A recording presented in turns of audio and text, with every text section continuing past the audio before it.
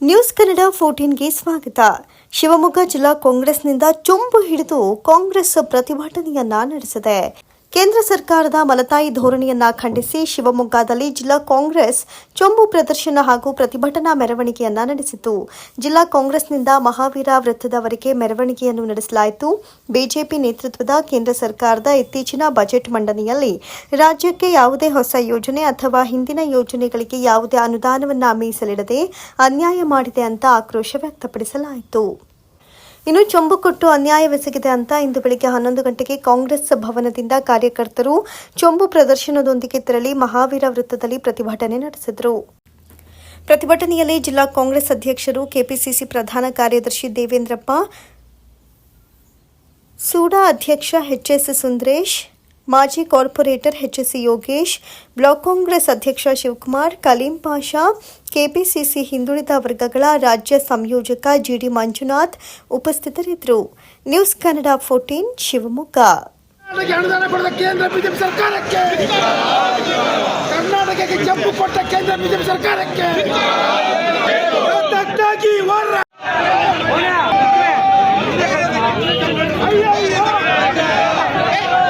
ಮಾಡುವಂತ ಕೆಲಸ ಆಗಲಿ, ಅದರ ಬಗ್ಗೆ ಒಂದೇ ಒಂದು ಅಕ್ಷರನು ನಮ್ಮ ಬಜೆಟ್ನಲ್ಲಿ ಪ್ರತಿಪಾದನೆ ಮಾಡುವಂಥ ಕೆಲಸವನ್ನು ಮಾಡಲಿಲ್ಲ.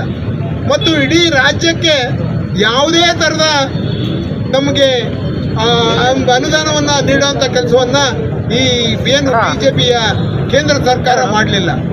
ನಮ್ಮ ರಾಜ್ಯದಿಂದನೇ ಆಯ್ಕೆ ಆಗಿರುವಂಥ ನಮ್ಮ ಆರ್ಥಿಕ ಸಚಿವರಾದಂಥ ಶ್ರೀಮತಿ ನಿರ್ಮಲಾ ಸೀತಾರಾಮನ್ ಅವರು ಕರ್ನಾಟಕ ರಾಜ್ಯದ ಬಗ್ಗೆ ಅವರಿಗೆ ನೆನಪೇ ಇಲ್ಲ. ಇವತ್ತು ಇಲ್ಲಿಂದ ನಮ್ಮ ಜನರಿಂದ ಆಯ್ಕೆಯಾಗಿ ಹೋಗಿದ್ದಾರೆ, ಆದರೆ ಕರ್ನಾಟಕವನ್ನು ಕಡೆಗಣಿಸಿದ್ದಾರೆ. ಇವತ್ತು ಯಾವ ಇದಕ್ಕೂ ರೈಲ್ವೆಲಾಗಲಿ ನಮಗೇನು ಅನುದಾನ ಕೊಟ್ಟಿಲ್ಲ, ಆದರೆ ರಸ್ತೆಗಳಿಗಾಗಲಿ ಏನು ಅನುದಾನ ಕೊಟ್ಟಿಲ್ಲ. ನಮಗೆ ನಮ್ಮ GST ತಗೊಂಡು ಆ ಅನುದಾನವನ್ನು ಕೊಡುವಂಥ ಕೆಲಸವನ್ನು ಮಾಡಲಿಲ್ಲ. ಇವತ್ತು ಯಾವುದೇ ಥರದ ನಮಗೆ ನಮ್ಮ ರಾಜ್ಯಕ್ಕೆ ಅನುದಾನವನ್ನು ಕೊಟ್ಟಿಲ್ಲ. ಇವತ್ತು ಸಂಪೂರ್ಣವಾಗಿ ನಿರ್ಲಕ್ಷ್ಯ ಮಾಡುವಂಥ ಕೆಲಸವನ್ನು ಮಾಡ್ತಾ ಇದ್ದಾರೆ. ಜೊತೆಗೆ ನಮ್ಮ ಸರ್ಕಾರ ಹಿಂದೆ ಒಂದು ರೆಸಲ್ಯೂಷನ್ ಅನ್ನು ಮಾಡಿತ್ತು, ಏನು ಅರಣ್ಯ ಭೂಮಿಯನ್ನು ಹಂಚಬೇಕು, ಏನು 75 ವರ್ಷ ಇತ್ತು ಅದು 25 ವರ್ಷಕ್ಕೆ ಇಳಿಸ್ಬೇಕು ಅಂತೇಳಿ ಹೇಳಿತ್ತು. ಅದ್ರ ಬಗ್ಗೆನೂ ಒಂದು ಪ್ರಸ್ತಾಪ ಇಲ್ಲ. ಅದ್ರ ಎಲ್ಲರ ಜೊತೆಗೆ ಏನು ಇವತ್ತು 5 ಜನ ಮಂತ್ರಿಗಳಿದ್ದಾರೆ, ಆ ಮಂತ್ರಿಗಳು ಅವರು ಏನೋ ಮಾತಾಡಿದ್ರು ಯಾವುದೋ ಕೊಟ್ಟಿದ್ದೀವಿ ಅಂತೇಳಿ ಸುಮ್ಮನೆ ಸುಳ್ಳು ಹೇಳ್ತಾರೆ. ಬಿಟ್ಟರೆ ಸುಳ್ಳಿನ ಸರಮಾಲೆ ಈ 5 ಜನ ನಮ್ಮ ರಾಜ್ಯದಿಂದ ಹೋಗಿರೋಂಥ ಮಂತ್ರಿಗಳು ಇವತ್ತು ಸುಳ್ಳಿನ ಸರಮಾಲೆ ಹೇಳ್ತಾ ಇದ್ದಾರೆ. ಯಾವುದೇ ರೀತಿಯಲ್ಲಿ ನಮ್ಮ ರಾಜ್ಯ ಇವತ್ತು ನಮ್ಮ ಇಲ್ಲಿಯ 4 ಬಾರಿ ಗೆದ್ದಂಥ ಏನು MP ಇದ್ದಾರೆ, ನಮ್ಮ ಜಿಲ್ಲೆ ಬಗ್ಗೆ ಯಾವುದೇ ಒಂದು ಪ್ರಸ್ತಾಪವನ್ನು ಮಾಡೋಕ್ಕಾಗ್ಲಿಲ್ಲ. ಅವ್ರ ಬಗ್ಗೆ ಅವರು ಬರೀ ಕೇಂದ್ರ ಸರ್ಕಾರದ ಏನೋ ಮೋದಿ ಬಗ್ಗೆ ಎಲ್ಲ ಹೇಳ್ತಾರೆ. ಯಾವ ಮೋದಿನೂ ಇಲ್ಲ, ಯಾರೂ ಇಲ್ಲ.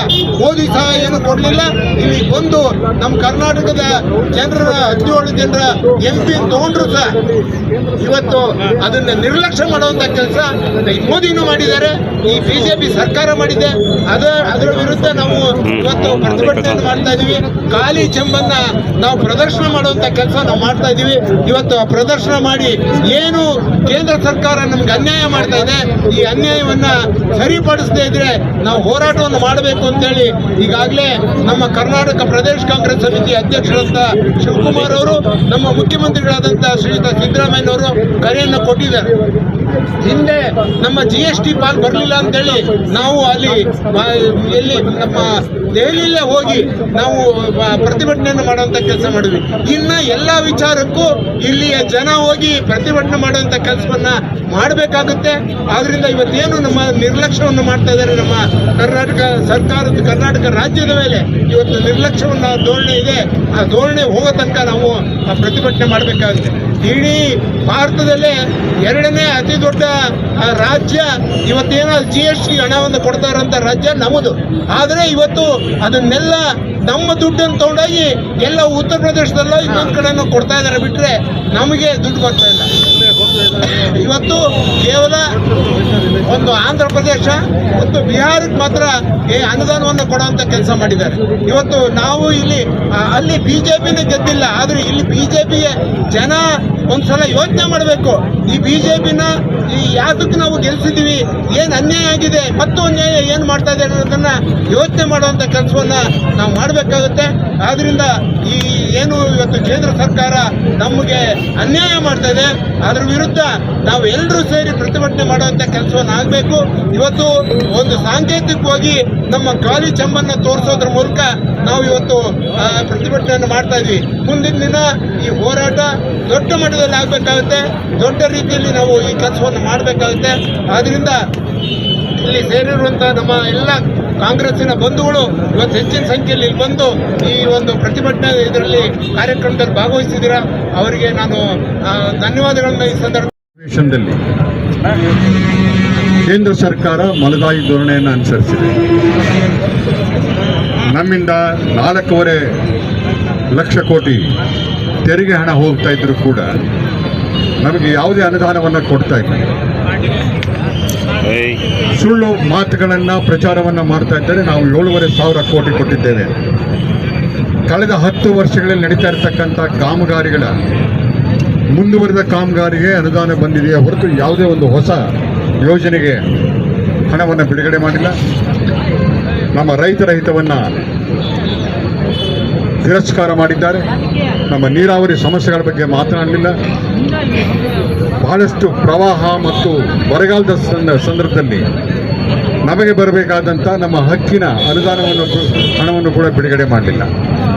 ಈ ಥರ ಇಡೀ ದೇಶದೊಳಗೆ ಕೇವಲ 2 ರಾಜ್ಯಗಳಿಗೆ ತಮ್ಮ ಅಧಿಕಾರ ಉಳಿಸಿಕೊಳ್ಳುವಂಥ ಒಂದು ಬಜೆಟನ್ನು ಮಂಡನೆ ಮಾಡಿದ್ದಾರೆ ಹೊರತು ದೇಶದ ಪ್ರಜೆಗಳ ಹಿತಕ್ಕೋಸ್ಕರ ಅಭಿವೃದ್ಧಿಗೋಸ್ಕರ ಯಾವುದೇ ಬಜೆಟನ್ನು ಮಂಡನೆ ಮಾಡಿಲ್ಲ.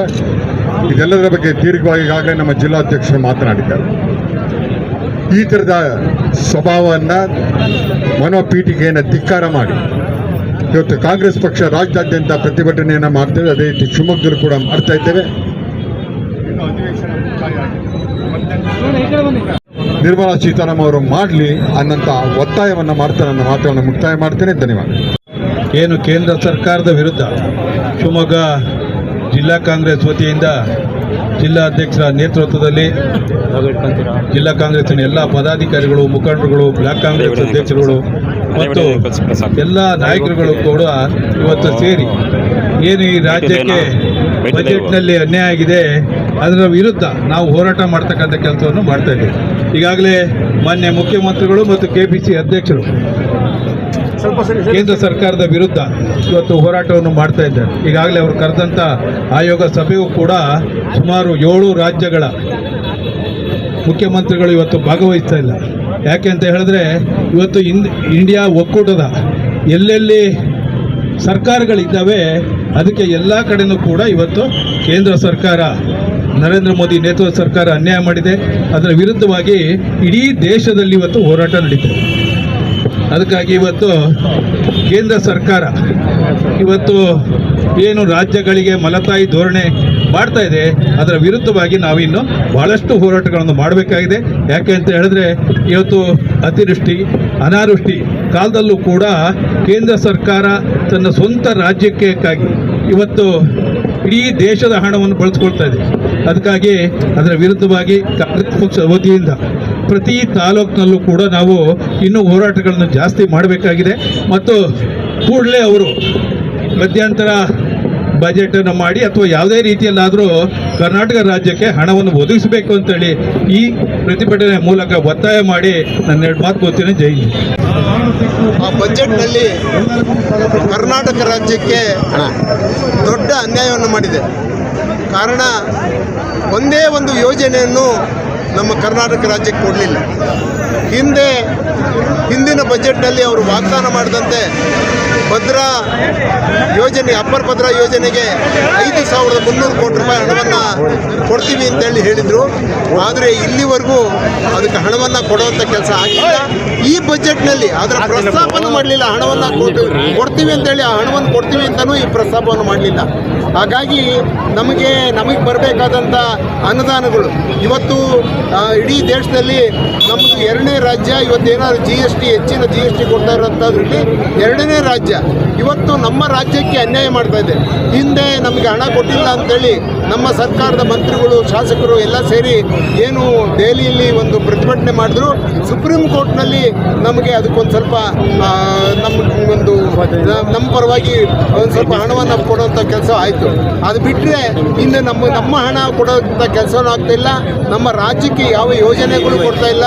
ಇವತ್ತು 17+2 19 ಜನ ಅವರು BJPಯ ಮತ್ತು BJP ಮಿತ್ರ ಪಕ್ಷದ 19 ಜನ MP ಗಳಿದ್ದಾರೆ. ಆ MP ಗಳಲ್ಲಿ 5 ಜನ ಇವತ್ತು ನಮ್ಮ ರಾಜ್ಯದ ಪರವಾಗಿ ಮಂತ್ರಿಗಳಿದ್ದಾರೆ. ಆದರೆ ಇವತ್ತು ಒಂದೇ ಒಂದು ಶಬ್ದನೂ ನಮ್ಮ ರಾಜ್ಯದ ಪರವಾಗಿ ಯಾರೂ ಮಾತಾಡೋದಕ್ಕೆ ಧೈರ್ಯನೇ ಇಲ್ಲ ಇವರಿಗೆ. ಇವತ್ತು ನಾನು ಈ ಸಂದರ್ಭದಲ್ಲಿ ನಮ್ಮ ಲೋಕಸಭಾ ಸದಸ್ಯರು 4ನೇ ಬಾರಿ ಗೆದ್ದೋಗಿದ್ದಾರೆ. 4ನೇ ಬಾರಿ ಗೆದ್ದೋದ ಮೇಲೆ ಏನು ನಮ್ಮ ರಾಜ್ಯಕ್ಕೆ, ನಮ್ಮ ಜಿಲ್ಲೆಗೆ ಯಾವ ಕೊಡುಗೆ ತಂಬಂದಿದ್ದಾರೆ ಅಂತೇಳಿ ಹೇಳ್ಬೇಕಾಗುತ್ತೆ. ಯಾಕಂದರೆ ಏರ್ಪೋರ್ಟ್ ನಾನು ಮಾಡಿದ್ದು ಅಂತಾರೆ. ಏರ್ಪೋರ್ಟಿನ ಹಣ ಒಂದೊಂದು ಪೈಸಾನು ಇವತ್ತು ರಾಜ್ಯ ಸರ್ಕಾರ ಮಾಡಿರೋಂಥ ಹಣ, ರಾಜ್ಯ ಸರ್ಕಾರ ಕೊಟ್ಟಿರೋಂಥ ಹಣ. ಇವತ್ತು ಅದನ್ನು ನಾವು ಮಾಡಿದ್ವಿ ಅಂತ ಹೇಳೋಂಥ ಕೆಲಸ ಮಾಡೋದು ಬೇಡ. ಇವತ್ತು ಏನು ನಮಗೆ ನಮ್ಮ ರಾಜ್ಯಕ್ಕೆ ಅನುದಾನ ಬರಬೇಕಾಗಿತ್ತು, ನಮ್ಮ ಜಿಲ್ಲೆಗೆ ಏನು ಅನುದಾನ ಬರಬೇಕಾಗಿತ್ತು, ಅದು ಇವತ್ತು ಯಾವುದೇ ಬಂದಿಲ್ಲ. ಅದ್ರ ವಿರುದ್ಧ ನಮಗೆ ಖಾಲಿ ಚೆಂಬು ಕೊಟ್ಟಿದ್ದಾರೆ ಅಂತೇಳಿ ಇವತ್ತು ನಾವು ಪ್ರತಿಭಟನೆಯನ್ನು ಮಾಡ್ತಾ ಇದ್ದೀವಿ. ಏನು ಇನ್ನೂ ನಮ್ಮ ಅಧಿವೇಶನ ನಡೀತಾ ಇದೆ. ಈ ಅಧಿವೇಶನ ನಡೆಯುವಂಥ ಸಂದರ್ಭದಲ್ಲಿ ನಮ್ಮ ರಾಜ್ಯಕ್ಕೆ ಆದಂಥ ಅನ್ಯಾಯವನ್ನು ಸರಿಪಡಿಸಿ ಅದನ್ನು ಸರಿ ಮಾಡಿಕೊಡ್ಬೇಕು. ಏನು 19 ಜನ ಇವತ್ತೇನು ಸಂಸದರಿದ್ದಾರೆ, ಆ ಸಂಸದರಿಗೆ ಬಾಯಿಗೇನು ಬೀಗ ಹಾಕೊಂಡಿದ್ದೀರ ನೀವು ಬಾಯಿ ಬಿಚ್ಚಿ ಮಾತನಾಡಿ ಅಂತ ಹೇಳೋಂಥ ಇವತ್ತು ಪ್ರತಿಭಟನೆಯನ್ನು ನಾವು ಮಾಡ್ತಾ ಇದ್ದೀವಿ. ನಿನ್ನೆ ದಿನ ನಾವು ನೋಡಿದ್ವಿ, ನಮ್ಮ ಬೊಮ್ಮಾಯಿಯವರು ಮತ್ತು ಗೋವಿಂದ ಕಾರಜೋಳ ಅವರು ನಿನ್ನೆ ದಿನ ಹೋಗಿ ಕೇಳ್ತಾ ಇದ್ದಾರೆ, ನಮ್ಗೆ 5,300 ಕೋಟಿ ರೂಪಾಯಿ ಹಿಂದೆ ಕೊಟ್ಟಿದ್ರಿ, ಅದನ್ನು ಬಿಡುಗಡೆ ಮಾಡಿಲ್ಲ ಅಂತ ನಿನ್ನೆ ಹೋಗಿ ಕೇಳ್ತಾ ಇದ್ದಾರೆ. ಇವ್ರು ಏನು ಮಾಡ್ತಾಯಿದ್ರು ಇಷ್ಟು ದಿನ? ಇವತ್ತು ಇಂಥ ಕೆಲಸ ಮಾಡ್ತಾಯಿದ್ರು. ಇವತ್ತು ಯಾವುದೇ ರಾಜ್ಯದ ಪರವಾಗಿ ಏನಿಲ್ಲ. ಇವತ್ತು ಏನು ರಾಜ್ಯದ ಜನ ಇವತ್ತು ಕೂಗ್ತಾ ಇದ್ದಾರೆ, ಅದಕ್ಕೆ ಹೋಗಿ ಇವತ್ತು ಆ ಕೆಲಸವನ್ನು ಮಾಡ್ತಾ ಇದ್ದಾರೆ. ಈ 19 ಜನ ಈ ಸಂಸದರು ಯಾವುದಕ್ಕೂ ಕೆಲಸಕ್ಕೆ ಬಾರದೇ ಇರೋಂಥ ಸಂಸದರು ಇವರು. ಮತ್ತು 5 ಜನ ನಾವು ಮಂತ್ರಿಗಳು ಅಂತ ಹೇಳ್ಕೊಂಡಿದ್ದಾರೆ. ಈ 5 ಜನನೂ ರಾಜ್ಯಕ್ಕೆ ಮೋಸ ಮಾಡುವಂಥ ಕೆಲಸ ಮಾಡ್ತಾ ಇದ್ದಾರೆ. ಅವ್ರ ವಿರುದ್ಧ ನಾವು ಪ್ರತಿಭಟನೆಯನ್ನು ಇವತ್ತು ಹಮ್ಮಿಕೊಂಡಿದ್ವಿ. ಮುಂದಿನ ದಿನ ತಾಲೂಕು ಮಟ್ಟದಲ್ಲೂ ನಾವು ಪ್ರತಿಭಟನೆಯನ್ನು ಹಮ್ಮಿಕೊಂಡು ಈ ಪ್ರತಿಭಟನೆಯನ್ನು ನಮಗೆ ಸರಿ ಮಾಡದೇ ಇದ್ರೆ, ನಮ್ಮ ರಾಜ್ಯಕ್ಕೆ ಅನ್ಯಾಯವನ್ನು ಮಾಡಿದಾರಲ್ಲ ಅದು ಸರಿ ಮಾಡದೇ ಇದ್ರೆ ಇನ್ನೂ ದೊಡ್ಡ ಪ್ರಮಾಣದಲ್ಲಿ ನಾವು ಪ್ರತಿಭಟನೆ ಮಾಡ್ತೀವಿ ಅಂತೇಳಿ ಈ ಸಂದರ್ಭದಲ್ಲಿ ಹೇಳೋದಕ್ಕೆ ಇಚ್ಛೆ ಪಡ್ತಾ ಇದ್ದೀವಿ. Thank you sir.